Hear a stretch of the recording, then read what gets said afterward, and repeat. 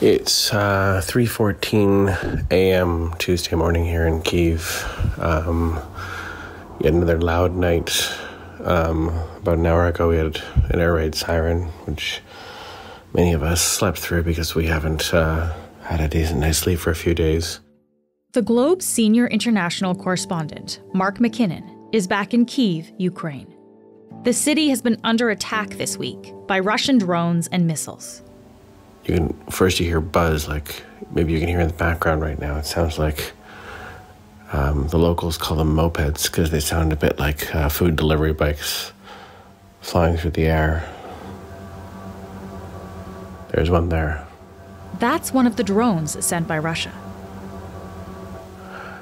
And then, hopefully, inevitably, you hear the work of air defense shortly after that, which can sometimes be a large blast. So right now, just moving away from the windows in our apartment here in the center of Kyiv. At the early days of the war, people would go to shelters, but these days many of the shelters aren't working except for the subway stations, which are used as shelters during the day. But to get to one right now would mean running in open air for several minutes in the streets, which would be more dangerous than staying put. So most of the city just sits in their apartments and waits it out. Can still hear the faint buzz right now of one of the Iranian Shahed drones. Getting fainter now. It's moved past wherever we are. Anyways, this is the third consecutive night like this. There have been 140 drones and Russian cruise missiles fired at us over the last 3 days. And for most of us, we're just exhausted.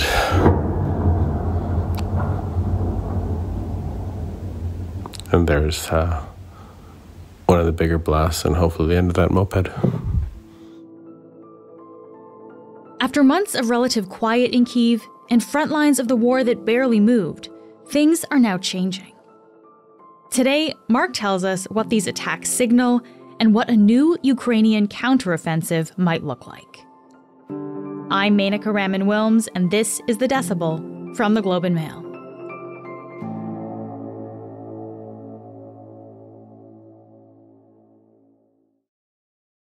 Mark, thank you so much for joining me again. Thanks for having me on. So you sent us that audio diary of what that one night was like in Kyiv, the capital city. It's pretty dramatic. Can I ask you, what have things actually been like in the city over the past few days? Well, last night, Tuesday night, was the first peaceful sleep the city has had since the weekend. Saturday night, going into Sunday morning, Sunday night, Monday night, have all been pretty terrifying for residents. Reminding those of us who were here back at the start of the war of those days. I mean, this is the first time since then where it really felt like Kyiv was under direct attack. There have been, of course, rocket attacks throughout the war, but not quite like this, where you saw 3 consecutive nights, every night, 30, 40, 50 rockets and drones sent towards the city, and then also a daytime attack in the middle of that on Monday. So it was quite intense, almost impossible to sleep through, as you might have heard in the audio set that I sent along. Everywhere you are in the city, you would have heard these drones, you would have heard the anti-aircraft defenses, and most of them are actually these Iranian-made Shahed drones. They add a little bit of a sense of dread because you can hear them overhead for a long time. It's not like a rocket where you sort of hear or don't hear a whiz and then an explosion. You sort of hear this operating overhead, and you don't know where in the city it's headed for. That's pretty nerve-wracking. So you can actually hear the sound of the drone, and you're not really sure what the target is.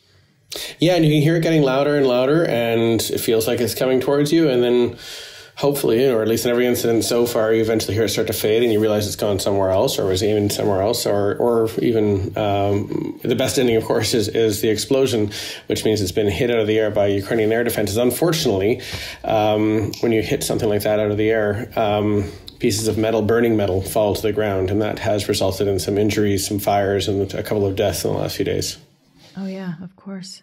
One of the things that seems clear with these attacks on Kyiv is the United States donated a Patriot missile battery, which is used to shoot incoming projectiles out of the air, and it has been extremely effective. The Ukrainians say that on Monday during the daytime attack, when Russia sent Iskander ballistic missiles at the city, which are very dangerous weapons, it was the Patriot system that sort of was crucial to making sure none of them hit their targets. I think many people think the Patriot system is the target, and the Russians' using of drones is to try and figure out where the Ukrainian air defenses are. The drones, as I said, are cheap. The missiles are expensive. By forcing the Ukrainians to fire things into the air to shoot down these drones, the Russians are perhaps trying to ascertain where these more sophisticated air defense weapons are so they can make those the target. So I guess what does all of this mean for day-to-day life in Kyiv right now? Well, I mean, it's amazing, actually, because it has just been taken on board. It's incredible what humans can get used to. And at the start of the war, air raid sirens would send all of us heading into shelters, eventually sent many of us fleeing from the city. Now, for the last few months, and I think someone calculated that over the first year of the war, so up until February, there have been more than 1,000 air raid sirens in Kyiv, which tells you 3 a day.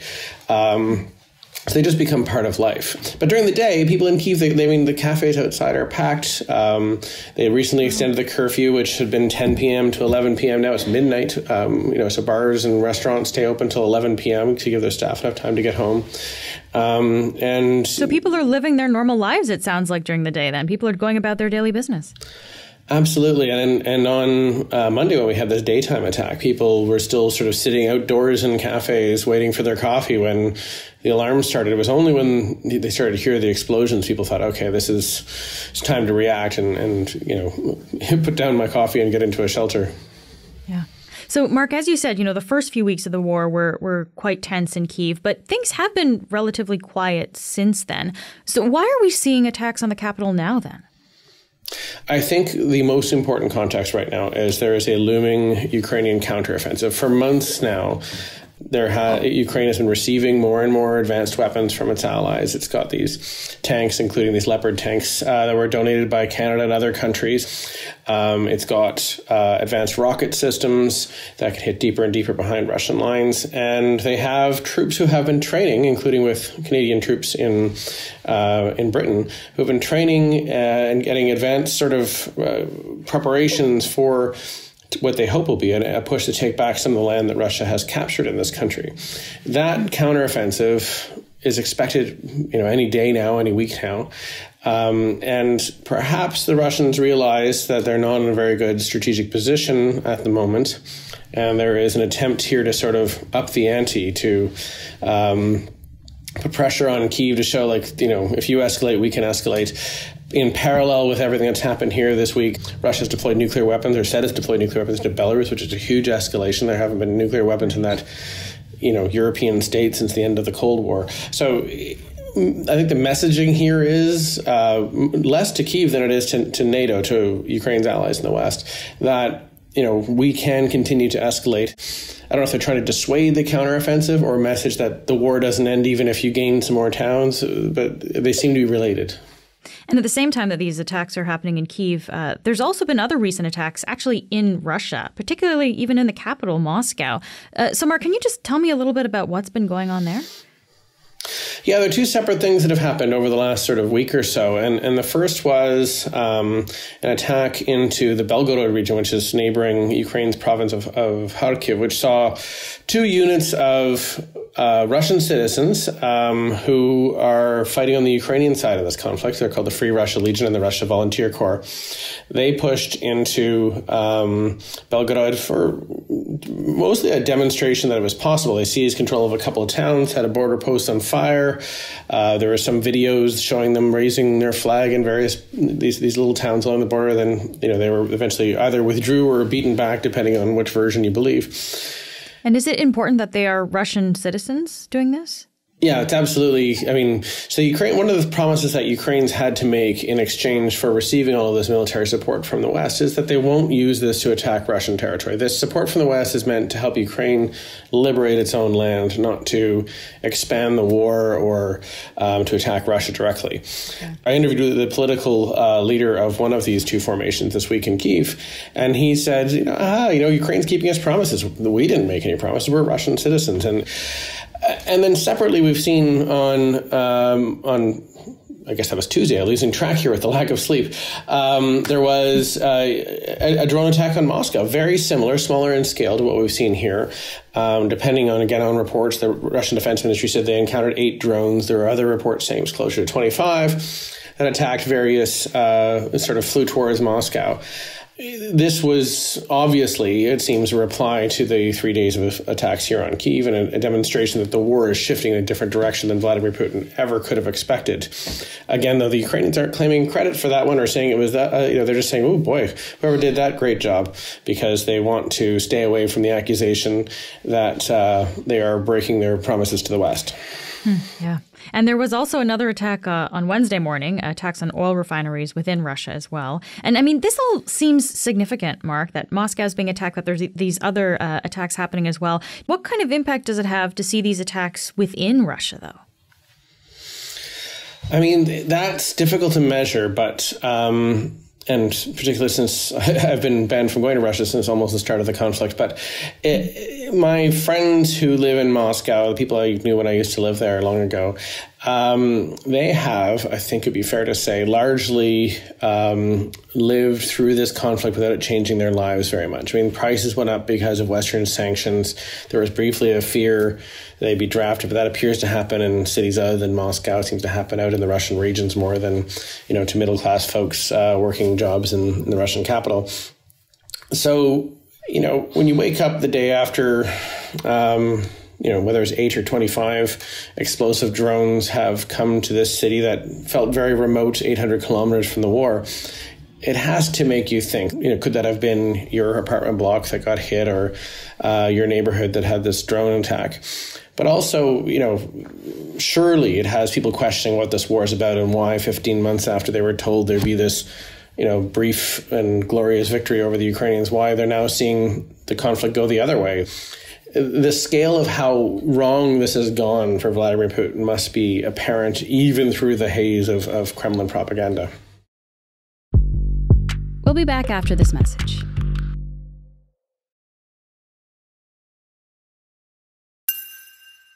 Okay, Mark, let's talk about this looming counteroffensive that you mentioned. Why are we hearing so much about it before it's actually even started? The reason why we're hearing about it is the deliveries of weapons have largely been completed. Ukraine has most of what it asked for at this point. The next ask is for F-16 fighter jets. That's a future discussion. But Ukraine has its troops that are, for the counteroffensive have been trained. They've now returned to the country. The weapons for the counteroffensive are here. Russia, which launched its own big winter offensive, which has led to the retaking of the city of Bakhmut after a 9-month battle. But it does seem like the Russian offensive potential has been exhausted. They don't appear able to carry on at the moment. So now is the moment for a counterattack if it's going to come. Where that counterattack will happen, obviously, is not known. And that, keeping these things secret is strategic advantage for the Ukrainians. So it's a closely guarded secret. One assumes that when it begins, we'll know. Yeah, and I guess so the idea is, okay, Ukraine's got these trained troops now. They've got these weapons. They're probably going to do something with this. And I know you said the information is being kept quite secret, but do we have any sense, I guess, of what this counteroffensive could look like? There are a few options. I mean, just staring at the maps of the front line, you can see that one option that must look appealing to the Ukrainian general staff is a thrust south from the city of Zaporizhia to the coast of the Azov Sea, because that would cut the Russian-occupied parts of Ukraine in two. You would have Crimea, which Russia has held since 2014, basically isolated from the rest of the Russian-controlled area. There's the single bridge which connects Crimea to the Russian mainland, and that bridge has already been damaged. It's been repaired, but it shows the Ukrainians can cut that cord. They've done it once, they can do it again. So if there is a strategic gain that Vladimir Putin has gotten from this war, it is the creation of this land bridge, for want of a better word, connecting Russia to the Donetsk and Luhansk areas through the port of Mariupol and Berdyansk into the Kherson region and down to Crimea. So that allows them to sort of run trains and trucks back and forth to deliver weapons, food, everything to this part that of Ukraine that Vladimir Putin annexed 9 years ago. That must look appealing because you can see an obvious strategic advantage. But of course, the fact that we're looking at it means the Ukrainians maybe also be looking, but also the Russians are looking at it. They're preparing. You can see digging trenches there. They've built firing positions. Believe, it's easy to assume they've put a lot of landmines in that area. So it may yet be as last fall when everybody was staring at the city of Kherson in the south of Ukraine going, that is an obvious target for a Ukrainian counterattack, and we were all sort of waiting for the attack on Kherson to begin. And suddenly there was an attack in the Kharkiv region, which caught everybody, including obviously the Russian forces, off guard. And just going back to that, those attacks into Russia, maybe one of the more important things that came out of that was revealing that part of the Russia-Ukraine border is poorly guarded. And so the Russians have to respond to that. You would assume they're by moving troops who are currently defending positions in the occupied areas of Ukraine around places like Belgorod and Bryansk to make sure that these cities of Russia itself are safe. And so that makes the rest of the defense line in eastern and southern Ukraine thinner and creates possibly new options for the Ukrainian general staff. Yeah. And so with the example you talked about, Mark, you talked about disrupting supply lines, of course, which is a big deal. But I guess what would Ukraine be ultimately looking to accomplish with this counteroffensive? I think there's a couple of goals. Some of them are psychological. I mean, the actual goal would be to retake some of the 15% of this country that is occupied by the Russian military. And I asked a military analyst last week, what would you consider a gain? He said, even retaking one or two cities is great news, right? So if Ukraine is pushing into the flanks right now of Bakhmut, the city that the Russians have just captured, and giving them strategic sort of highlands around the city, which maybe that's another feint, maybe that's another distraction, but, retaking Bakhmut and would be an enormous psychological victory for the Ukrainians, but also it would, pushing the Russians back has its own benefits. But then you've got, their allies, their friends, their patrons in the West who are looking for sort of a return on investment almost. We've given you all this stuff. Show us that it's useful. Like, if you want us to keep donating weapons, if you want aircraft next, show us that you are capable of liberating these parts of Ukraine. Show us this is an effective strategy for us rather than, maybe talking about making a peace deal with Russia. Wow. Okay, so if you and I are talking about the counteroffensive, Russia must be thinking about this as well. How is Russia preparing for this expected counteroffensive? So Russia has, open source imagery, satellite maps effectively have shown that Russia has spent much of the past few months, and again, remember this is a war that Russia launched and it was on the offensive for most of the first 12 months, spent much of the last few months digging in, trying to defend these territories that not only do they have they captured since February 2022, but which Vladimir Putin claims to have annexed. These are now, at least under Russian law, these are Russian territories that they are legally bound to defend. So they have been building networks of trenches and tank traps, and we can see firing positions. And, it's clear the Russians are bracing. They know that NATO, the West, have given Ukraine substantive weapons. They know that their own troops are tired and are sort of struggling to go forward. So they're digging in, hoping to withstand this. And then, as we've seen previously in the war, if one side launches an attack, the other side tries its best to hold its ground, then they swap roles. Yeah. You just mentioned, of course, that Russian troops are tired, especially after the battle for Bakhmut, which took a lot of energy and time and a lot of casualties on the Russian side, too. How equipped is the Russian military for a potential counteroffensive? I should point out the Ukrainian military that there is this sort of force that has been off training in Britain and other places that one assumes is reasonably refreshed.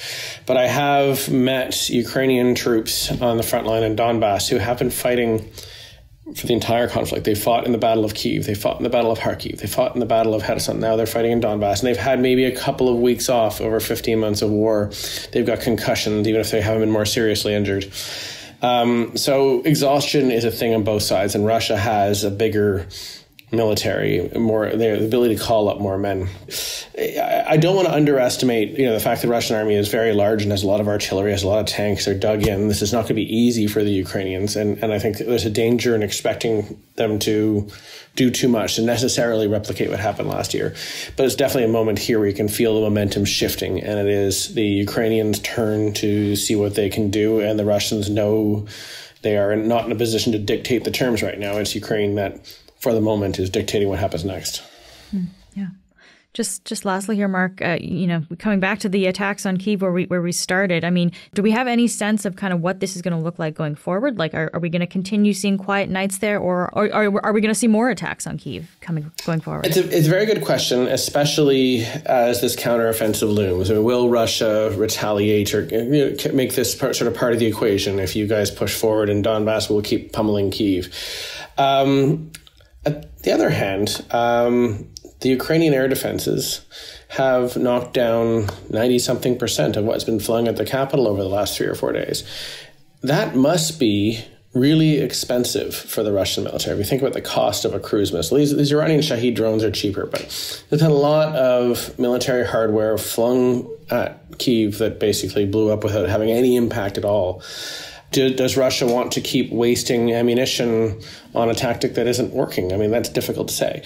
The truth is that Kyiv is incredibly well defended right now, but other Ukrainian cities don't have this level of defense. And so Russia may abandon this attempt to sort of hit Kyiv with all of its international missions and government headquarters here, and instead target another city if it's just looking to sort of exact revenge for whatever's happening in the counteroffensive. It's impossible, has been impossible since the start, to predict Russian tactics because, as I said, they don't make sense militarily, and they make even less sense if you were trying to convince Ukrainians they belong to some Russian world. Mark, it's always good to talk to you. Thank you so much, and please stay safe. Thank you very much.